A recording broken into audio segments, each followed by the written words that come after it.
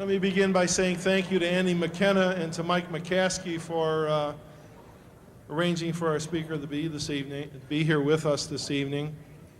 And the timeliness of the commissioner's visit is certainly right on target. We couldn't have a better time to talk about professional sports and the business of professional sports and entertainment.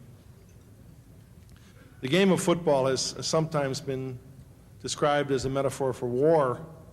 Two well-trained and disciplined organizations meet on the field of battle and execute carefully planned maneuvers with the goal of acquiring territory and achieving victory. Commissioner Tagliabue is no stranger to the thrill of competition or to the art of war. Born to children of immigrants in Jersey City, New Jersey, he grew up understanding that hard work was a way of life. He took that work ethic to the basketball court, where the 6'5" forward earned a scholarship to Georgetown and led the Hoyas in rebounding. Telling stories earlier when we were talking with Paul, he said his dad gave him two choices: go to work or go to Georgetown. He picked Georgetown. I think it was a good decision. He was a Rhodes Scholar finalist, an honors graduate, and president of a senior class. Law school at NYU came next, followed by several years as a policy analyst in the Department of Defense, reporting to Secretary McNamara.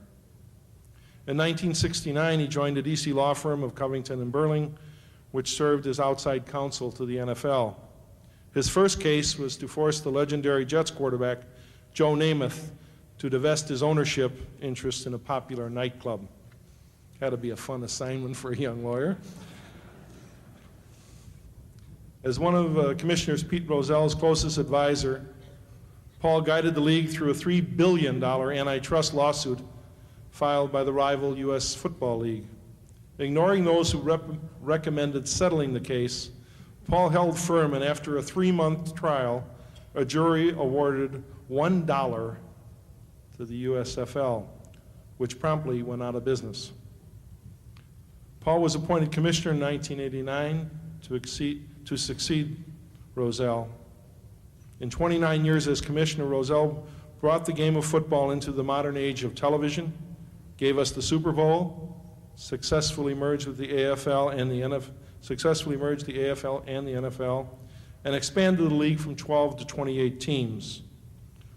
Paul has built on Pete Rozell's record, expanding the league to an all-time high of 31 teams starting next season. He also negotiated the largest contract in the history of the entertainment industry, an $18 billion agreement with the television networks that runs through 2005. While pro basketball weathers a player strike and baseball clings to its shaky recovery from the strike of 1994, thanks to the McGuire-Sosa heroics, pro football has enjoyed blissfully quiet labor relations. In fact, pro football is the only major sport that has not had a labor stoppage in this decade. Today, the players are under a 7-year labor agreement negotiated by Paul that gives them the right to be free agents and gives the owners a salary cap. Paul's management style has been described as shirt sleeve and inclusive. A board member of the National Urban League, Paul also receives high marks for recruiting a quality staff that is notable for its racial diversity. Though he regularly works 12-hour days, his wife and 2 adult children maintain that he doesn't bring his work home with him, but instead pursues other interests in his free time, like foreign policy, history, and film. You might wonder what a film buff is doing in the world of sports, but his taste in movies suggests an athletic bond with things like National Lampoon's Animal House as one of his favorites. He'll have to explain that a little later. Paul also has been very involved with United Way and chairs the Board of Governors and is a member of the prestigious Council on Foreign Relations. Though the 58-year-old commissioner shows no signs of tiring in his current job, he has confessed to a journalist an interest in foreign policy. Hopefully he'll tell us whether all of his views tonight have been shaped by observing and studying world events or by analyzing the metaphorical battles played on the gridiron each week, or both. In any case, his perspective promises to be an interesting one, so let's all welcome Paul Tagliabue.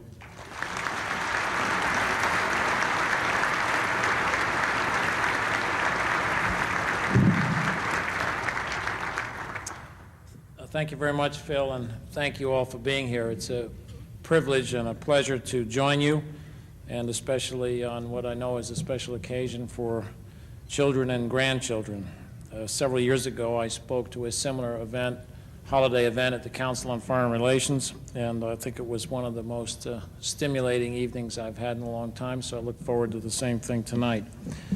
I thought what I would do is maybe set the stage for some questions. I know we have a good, healthy question and answer period, just so to give you an overview as we approach the end of the century of how I see the evolution of the NFL and where we are today and maybe some of our challenges ahead. It doesn't make much sense to go through a football season without coming to Chicago because in many, many ways, a lot of the history and the roots of the National Football League are in Chicago. Canton, Ohio is often called the birthplace of pro football because the organizational meeting in 1920, which led to the league being formed, was held in Canton. However, and I'm sure there's some historians in the room who know this already, the meeting never would have taken place had it not been for George Halas. He's the person who was then running the Decatur Staleys, who called the owner of the Canton team and suggested they have a meeting to form a league, and the National Football League was formed in 1920. My perspective, I guess, is that it was then a local enterprise for many decades to follow. It was a local business. It was a box office business. It has now become not only a national business, but a global business. But in many ways, it's still a very much a local business. So when I talk about the league's history, frequently I say it's local, global, and local, and I'll explain what I mean by that. The first piece of the local has to do with where the league was in the 20s. Teams in Hammond and Evansville, Indiana. A team in Rock Island. Teams in Racine and Kenosha, Wisconsin. Teams in Toledo and Dayton, Ohio. It was a local enterprise. The membership changed almost annually. The Staleys, then the Bears, became an immediate cornerstone of the league. Chicago figures prominently in the history of the National Football League in another very significant way. And as we look back now, it is a little-known part of the history of the league. And I refer to the role of African Americans in our sport. Everyone knows about Jackie Robinson. Most of us know about Marion Motley and others who were the first African Americans to play in the NFL after the Second World War. But from Chicago in the 20s, there was an extraordinary athlete, African American named Fritz Pollard, born on the north side of Chicago in 1894, graduated from Lane Tech High School. Nationally, he's still not well known. There's a wonderful biography of Fritz Pollard published by the University of Illinois in 1992. Fritz Pollard was a pioneer in racial advancement during the first half of the 20th century in many, many ways, including pro football. He was a student and a football star at Brown University, where he became the first black athlete to play in the Rose Bowl. He also became the first black quarterback and the first black coach in the National Football League in the 1920s. Later, he became a very successful businessman in New York, was in the investment businesses, entertainment businesses, and was another true giant of our game. But when you talk about giants, and here I'm using a small g, I think there's no place to start other than with George Halas. He was not only the founder of the Bears and a man whose family continues to operate the Bears today, but he was a key creator of the most unique structure of a sports league in the United States, and a structure that's really unique among sports leagues as you look around the world. And before I say more, I want to refer to two people who are here tonight, who I frequently refer to in our league meetings as my chairman of the board and as the First Lady of the National Football League. I know they're here someplace. Virginia Halas McCaskey is our First Lady and a great friend of everybody's, and I wish she could stand up and just take a bow.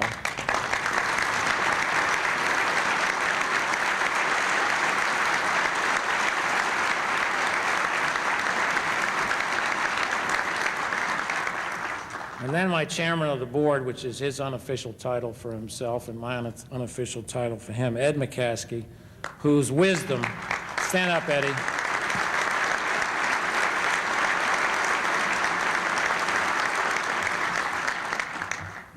Ed McCaskey has this most subtle way of giving good advice. You know, as you try to hold things together with these 30, now soon to be 31 owners, sometimes you have a few problems. And things start to look like they're coming apart at the seams. And when that is happening, usually I get a call from Ed McCaskey who says, when is the last time you spoke to so-and-so? And I say, well, I don't know, maybe a month ago. He says, well, I think it would be a good idea if you spoke to him today. I said, about what? He says, I don't care. You decide. You just talk to him today. And he's always right. I always solve a problem. But it's the kind of advice that grows out of intuition. It grows out of knowing the members of the league. It grows out of understanding how to bring people with different perspectives, different values, different interests together. So I use the term chairman of the board with great respect because he is the one who gets a lot of credit for some things that happen magically in the National Football League. Mr. Hallis was a person I had an opportunity to work with when I was a young attorney. He testified before Congress in 1981 with Pete Rozelle, and fortunately we were before the Judiciary Committee, so Henry Hyde was a big part of the proceeding. But his passion for football and his passion for making the NFL something special was clear not only then but throughout his life. In the 20s, he did something that only television could do later. He took the sport from the Midwest and took it nationally. He signed Red Grange out of the University of Illinois, had a very extraordinary barnstorming tour. It was the first time that pro football gained any visibility on a national scale at a time, of course, when baseball and Babe Ruth and others were the national pastime. And many of you probably know the story. After this extraordinary barnstorming tour, they concluded in Washington, and the senator from Illinois took Mr. Hallis and Red Grange to the White House to meet President Coolidge. And the senator introduced Mr. Hallis and said, "This is Mr. Hallis and Mr. Grange of the Chicago Bears." And the president said, "I'm pleased to meet you. I've always enjoyed animal acts." Well, we've come a long way since then. We've come a long way since then. Even around the world, they know that we're not an animal act. But George Hallis and others, such as Pete Rozelle, who Phil mentioned, the Mara family, the Rooney family, and others, created a structure that, as I said, is very, very unique as an economic and as a business structure. It's a partnership of the most complex sort. Sometimes you don't recognize it as a partnership because the competition on the field is so intense and passionate. Sometimes the business collisions erupt, and it's hard to recognize the partnership. But it is a partnership in a very emphatic and genuine way. The league structure emphasizes sharing of revenues, sharing of obligations. It provides a set of rules that were designed to provide everybody an opportunity to compete and to have a league where many of the teams, if not most, every year could be competitive and not just a league of a few elite teams. A critical development along the way was the way the league handled television. Beginning in the early 60s, the league took control of what was then a new and developing medium. The league guaranteed that the games of every team would be televised every week on a regional basis, if not on a national basis. Just as important, the key owners then in the big markets, the Hallis family and the Mara family in Chicago and New York, the owners in Los Angeles agreed that all of the revenue from national television would be shared equally. So, and I met a few Packer fans here tonight. That's really why we have the Green Bay Packers today. It has less to do with community ownership than it has to do with the equal sharing of the national media revenues.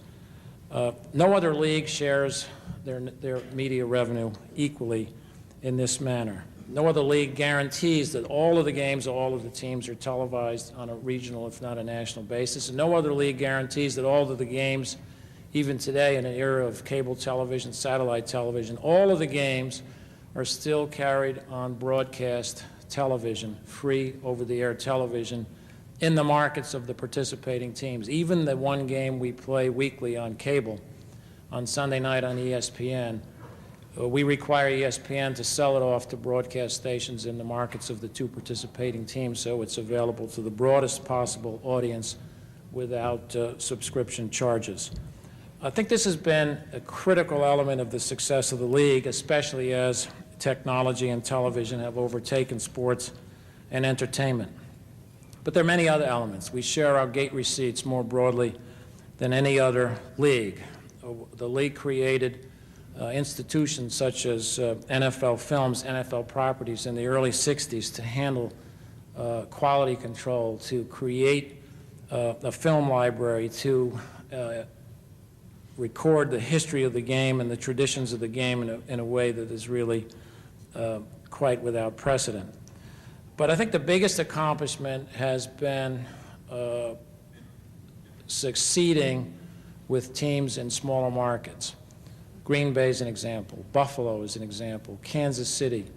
We have teams in those markets who can compete at a time when many of the other sports are dominated by teams in the media centers.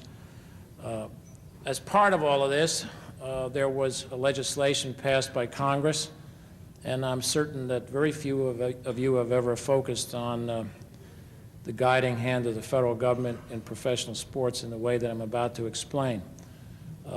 There is a law which says that the NFL cannot play on Friday and Saturday. So now you know why our games are on Sunday and Monday night. Congress established in 1961 that Friday was for high school football, Saturday was for college football, and never shall the NFL be on those 2 days of the week. So there are a few things that government has done successfully in the last 40 years. But again, this was part of what I think was a visionary group of leaders who not only accepted that, but welcomed that type of an accommodation with the sport at the youth level and at the university level, and that partnership continues until today.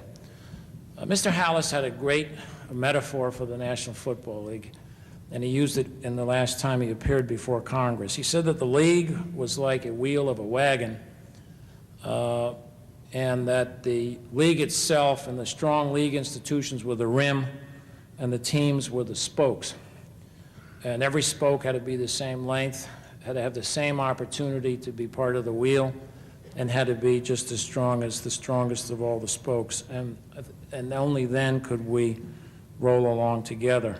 I use that metaphor sometimes today when I'm trying to persuade recalcitrant owners, and sometimes it works, sometimes it doesn't. But I think it says a lot about the vision that these owners had who created the league.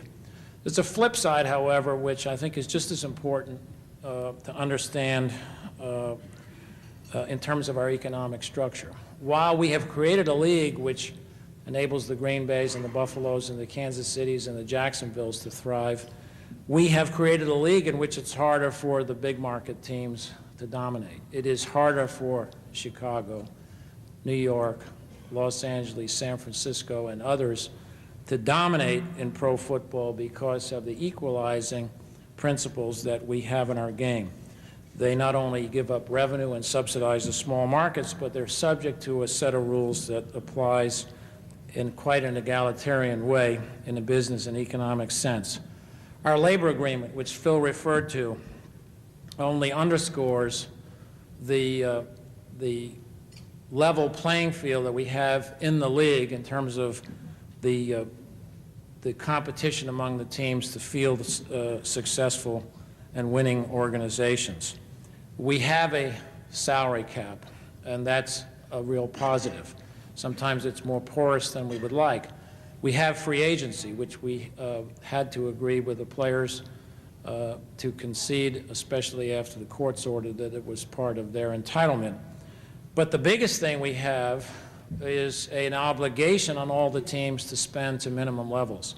Basically, we have an obligation for every team to spend roughly 2/3 of the average team's revenue on players, so that we have an obligation imposed on all the clubs, which is driven by the high revenue teams and is driven by this collectively bargained mandate that every team spend roughly 2/3 of the average team's revenue on players. What it does, again, is enable everybody to compete. Coupled with the cap, it gives us a league that, even while we have free agency, continues to be very competitive on the field. The other thing it has done, however, is create what has been our most acute problem in the 90s, which is the stadium issue, and in a few cases was the movement of teams. The Rams and Raiders out of LA, the Browns, the Cleveland team that became the Ravens, happily would be restoring the Browns to the field next year in Cleveland, and the movement of the Oilers to Houston. But the issue of stadiums is a consequence of our collective bargaining agreement in many respects, which forces people to spend to a league-mandated, collectively bargained level of spending for players. What it has meant is that stadiums have become as important, if not more important, than markets. What it means is that we can have an extraordinarily successful team in Jacksonville, which is the 55th market in the country. We can have a successful team in Green Bay, although that's coupled with Milwaukee, and it's really a statewide team, so it's really in a larger market than Jacksonville. But Jacksonville today, I think, is the most phenomenal example of what the structure of the NFL can produce. Our teams share about 90% of the total revenue. The revenue of the league in the aggregate today is just over $3 billion, and 90% of that revenue, $2.7 billion, is shared in one way or another. Much of it equally, because much of it comes from national television. But certain stadium revenues are not shared, certain other stadium-related revenues are not shared, and that becomes an important element of every club's economics. In this decade, we've built or committed to build 17 new stadiums. We've renovated, in a major way, 6 stadiums. But what it has done is brought us back to where I began. It has brought us back from being a global enterprise with television, satellite TV, the internet, taking our product all over the world, to the point where local partnerships in cities and states and counties are critical to the success of every team. We have worked very hard to avoid having teams move. We have, in a number of places, and I can tick them off because I spend most of my time in cities other than the one I live in about 20 different cities, we have worked with the business community, with the political leadership, and at both the local and state level to try to make our teams successful. We're anxious to do the same here. I think that goes without saying. Part of the discussion we've had with your business leadership here over the last couple of years is to try to put together a coalition and to try to accomplish what has to be accomplished in terms of success for the National Football League and the Bears in Chicago. I think we've been good citizens. That's one of the great legacies of Pete Rozelle. We're celebrating this year our 25th and silver anniversary with the United Way around the country.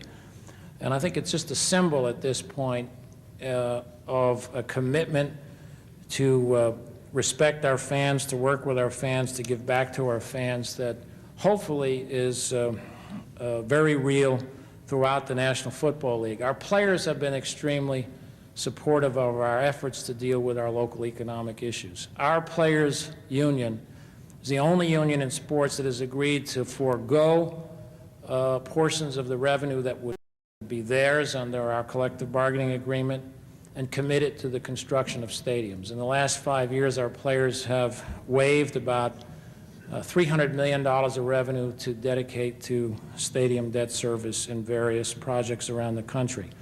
Just this February, our players agreed to waive their entitlement to $100 million of television revenue to create a youth football foundation to be invested in youth football at the junior high school and high school level around the country. So we're at a time when much of what you read about athletes has to do with greed. Much of what you read about owners and players has to do with arrogance. But I think that when you understand some of the things we've been able to do with our players, with a partnership which is very, very healthy, it's a very positive example. I said today at lunch that as you look around today, look at NFL alumni, you see people like Gale Sayers, Walter Payton, Mike Pyle, Roger Staubach, phenomenal people from past decades. But my confidence and my conviction is that there are going to be as many players from the current generation of NFL players who are leaders in their next careers as we've had in the past. Roger Staubach today serves on our National Board of Governors at the United Way. I'm convinced that somewhere out there we've got more than one player from the current generation of supposedly greedy professional athlete who's going to be a similar type of leader at the national level. I was in Tampa on Sunday, and I'll just tell this story not because it's unique. I'm telling it because it really is symptomatic of what's going on with our players. We gave a matching grant to a foundation created by a young Tampa Bay Buccaneers player, Warwick Dunn. Great young player, 23 or 24 years old. He gave $500,000 of his signing bonus a year ago to create the Warwick Dunn Foundation. He's the son of a single parent, a mother who was a police officer who was killed in the line of duty. His foundation is directed at giving scholarships in high school and college to the children of police officers injured or killed in the line of duty. He didn't do it because someone asked him to do it. He didn't do it because someone twisted his arm. He did it because he has a sense of what his responsibilities are, and there are dozens, if not hundreds, of such players around the country. So what I'm saying is the community is where it all begins and ends. We're lacking some of the loyalty that was once in sports. I know that fans don't like player free agency. They like team free agency and team movement even less. When I speak around the country with former players, there's one player who always gets the biggest round of applause, almost any gathering you can be at, and it's Walter Payton.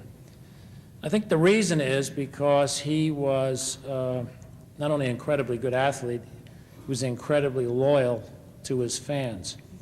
And he had so many years where he was struggling, and he was the indefatigable, valiant warrior. Then he had those phenomenal years when the Bears rose to the top and won the Super Bowl.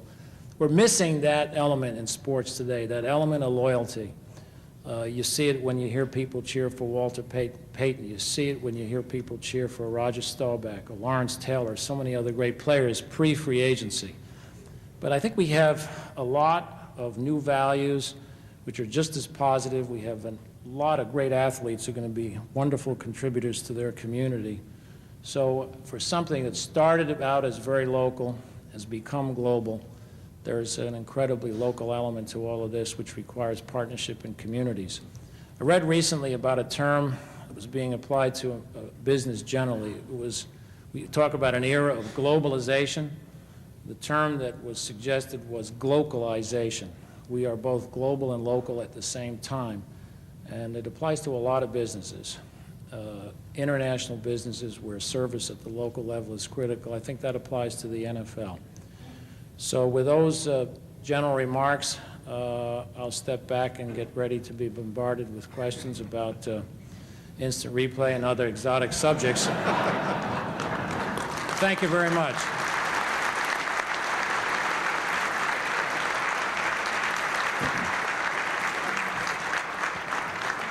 Thanks, Paul. And we do have lots of opportunities for questions.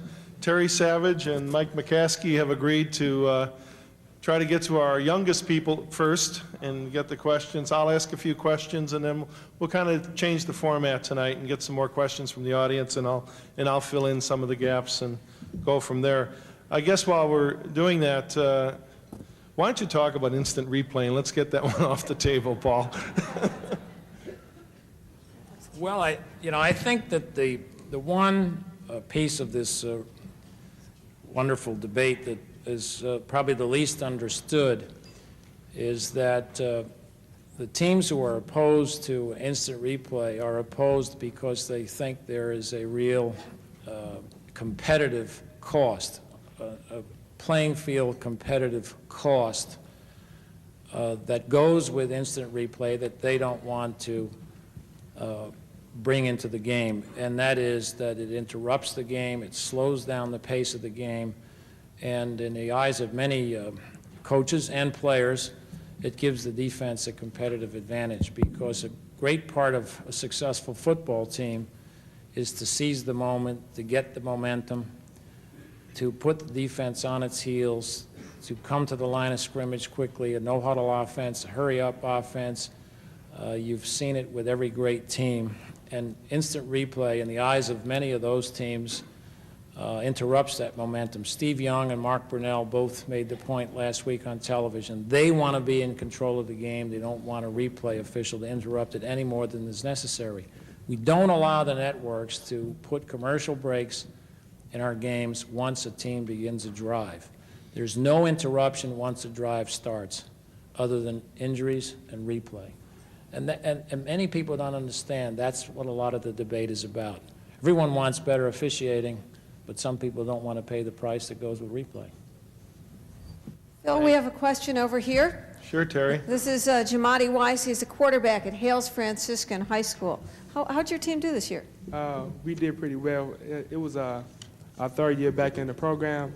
We played in a very competitive Catholic league, and I think we did a pretty good job. Okay, what's your question?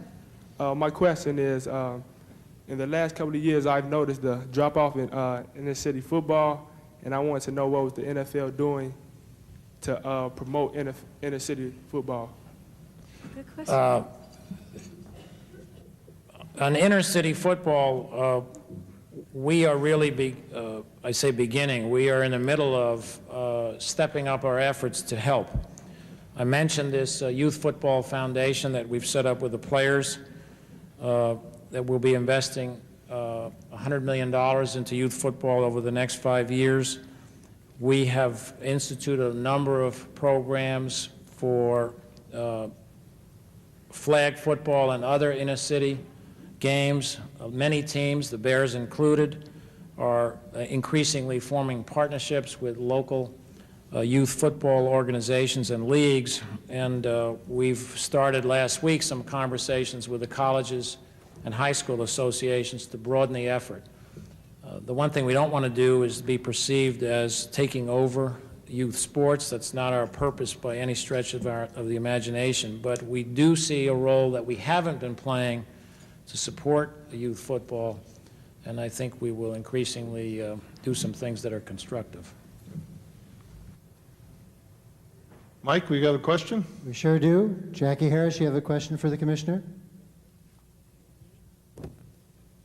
With the Cleveland Browns recently going for $550 million and the Washington Redskins reportedly going for as high as $600 million, and with the spiraling values of teams on the open market, how much influence do you or the league have over the value of franchises?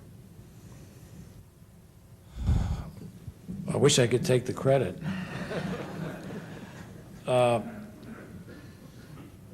I think that the value, those values are beginning to reflect sort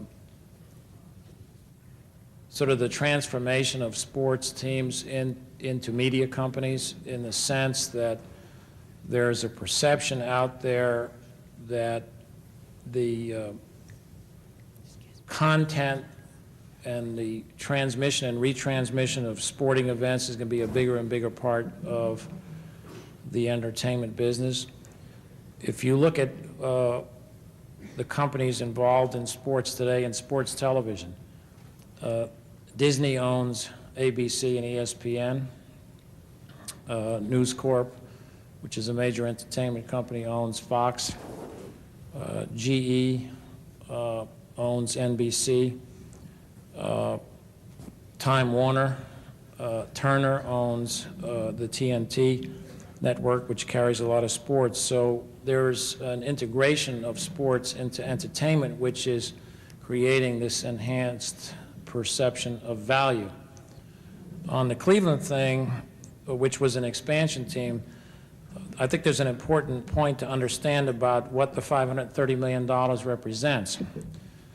The ownership paid $530 million to the league for the Cleveland franchise. The first $54 million of that was invested by the league into the new Cleveland Stadium as the league's contribution to the construction of the stadium. So we ended up with $476 million. But the new team now shares in our television package. So there's a dilution of the television payments to the 30 teams to give Cleveland an equal share. Over the next 7 years, we will pay to the Cleveland team out of the pockets of the other 30 teams $497 million in television. So we brought in $476, and we're paying out $497. So when you understand the economics, what you're really talking about is the time value of some money, but you're not talking about a big windfall. The Redskins are a different case. There, it's a privately financed stadium built by Jack Kent Cooke, and I think the price is going to be influenced heavily by someone's ego who wants to own a team that he thinks is America's team other than the Dallas Cowboys. As long as we're talking about stadiums, and you mentioned it earlier, why don't you address the stadium question? We have it in here in Chicago. How are they financing them around the country? How do you see stadiums evolving as part of sport? Well, we talked a little bit about this at lunch today, and I guess my perspective is along the following lines, and it really tries to deal with the question of how do you pay for stadiums, and what is the justification for investing public funds in stadiums. And I think around the country the answer is sort of maybe threefold or three-pronged. The first is that the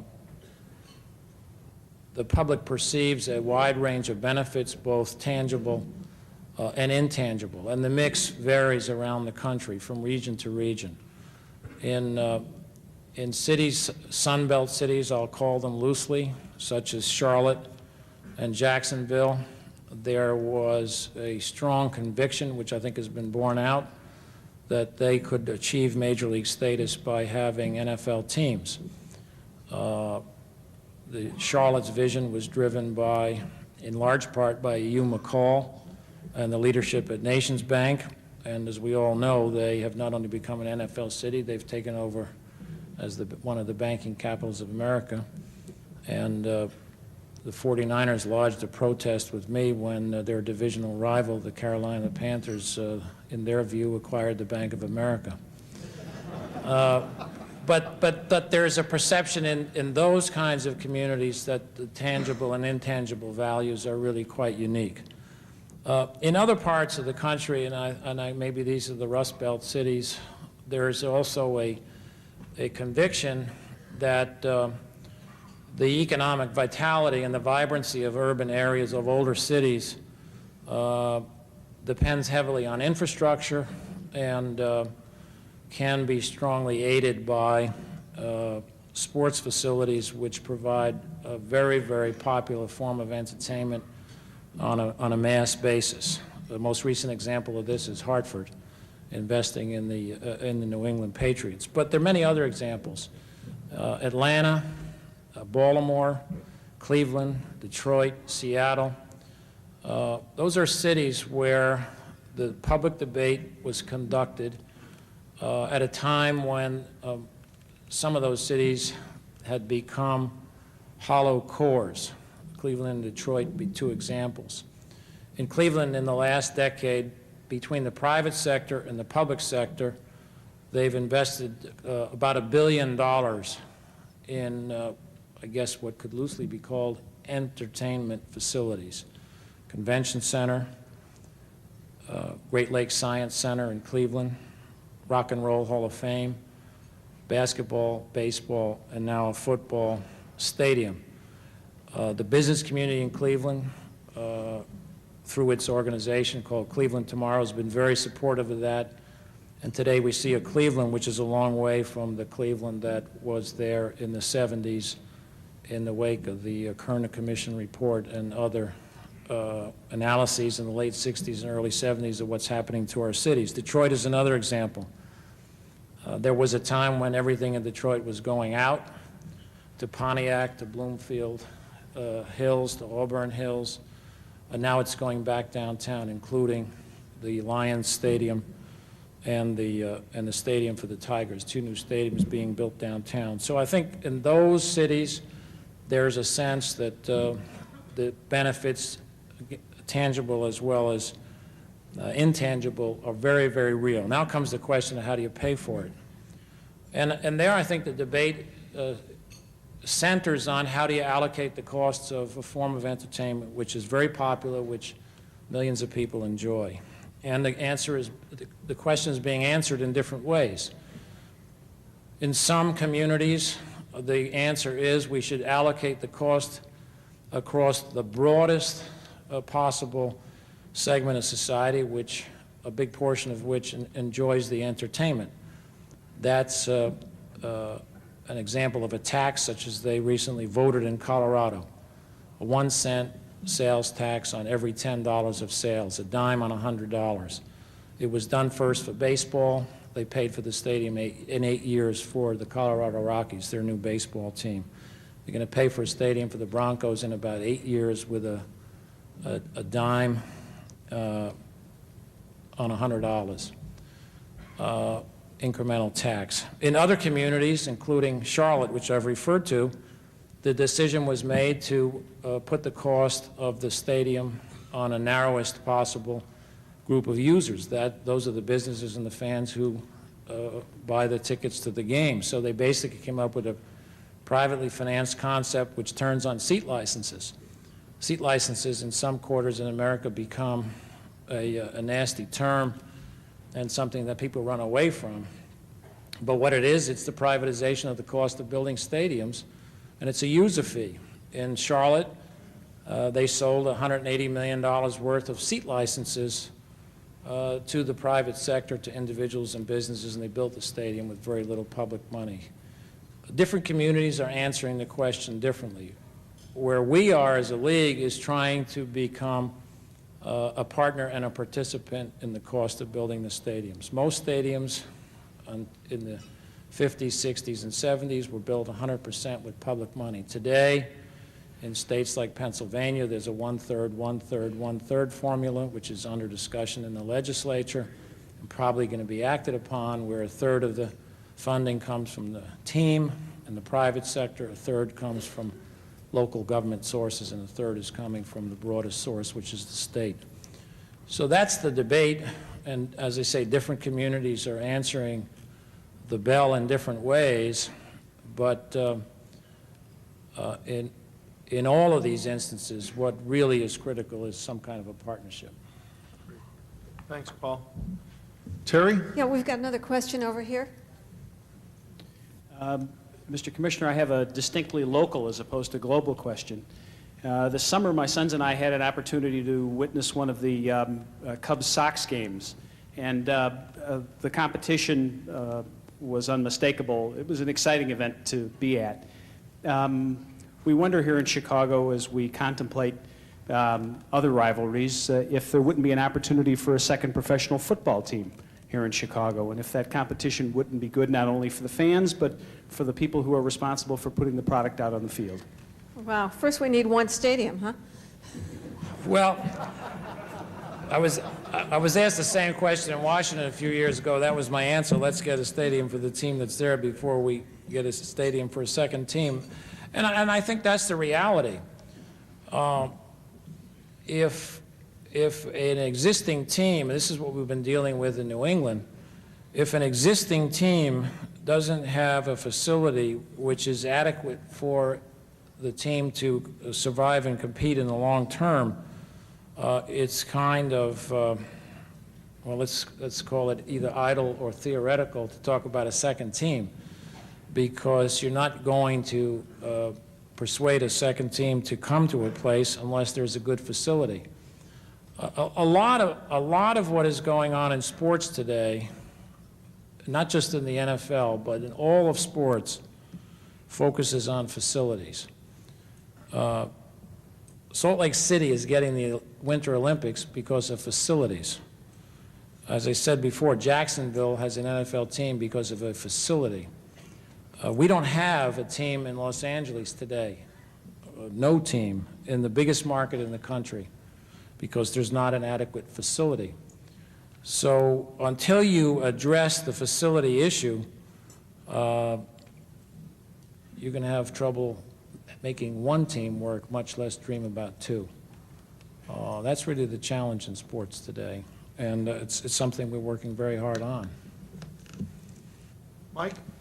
Scott Inman, you're on. What question do you have for the commissioner? Even though that you've had problems in baseball and basketball, those sports have had the stability of teams staying in the same cities.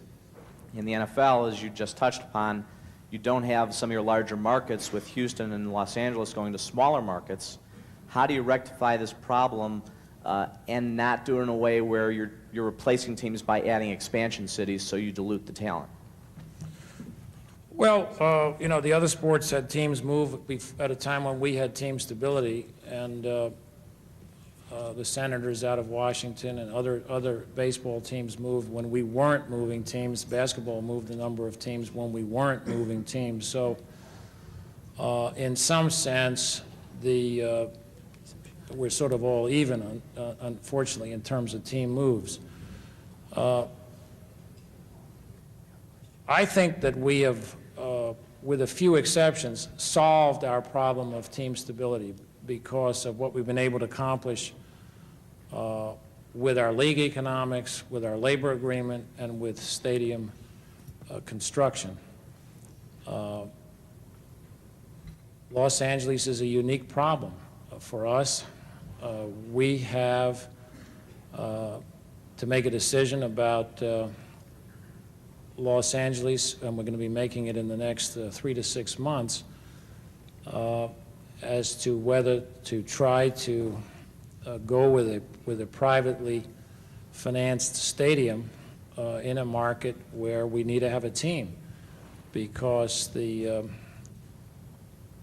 opportunity to do some kind of a partnership in the public sector, it just doesn't seem to exist, in part because of the way the area is carved up into a lot of different governmental agencies. It is our biggest problem, and I don't have a quick and ready answer. You know, in the city of New York in the 20th century, they will have built, I think, when the century is over, one stadium.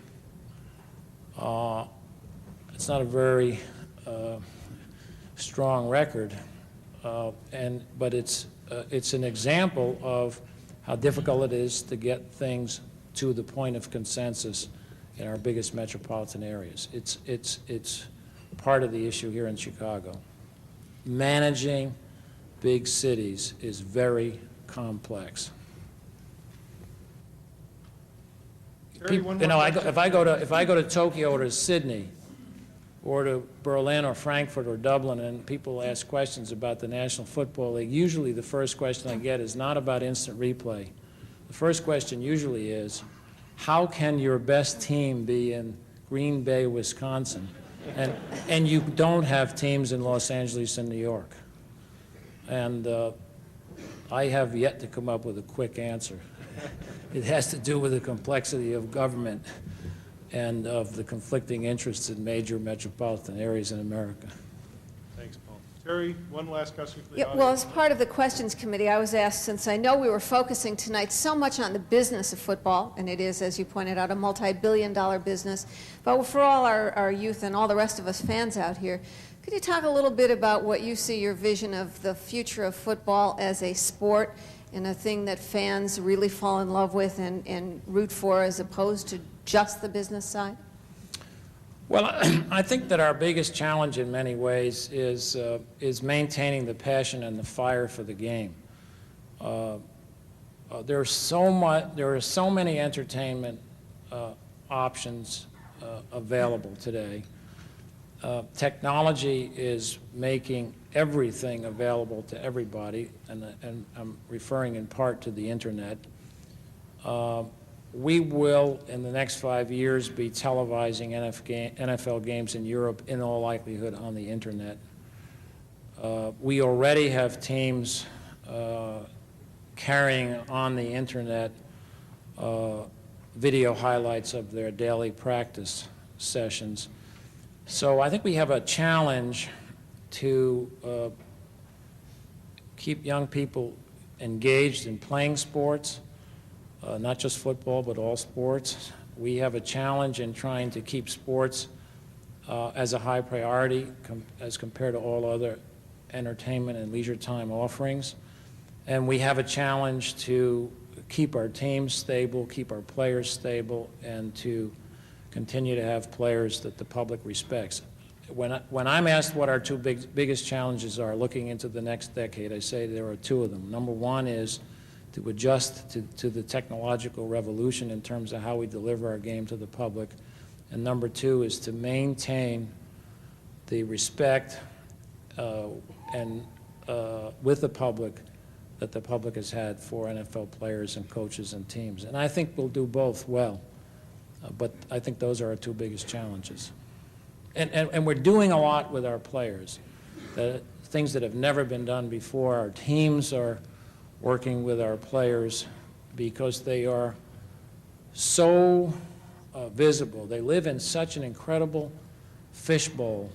I don't want Eddie McCaskey to tell tales on any players who played for the Bears in the 50s, but I'm sure there were players in the NFL who did some dumb things in the 50s that no one ever read about because it was pre-television, it was pre-24-hour sports radio. It was before we had an entire section of a national newspaper dedicated to sports, which is what USA Today is. So yes, we have issues, but I think we'll deal with them successfully.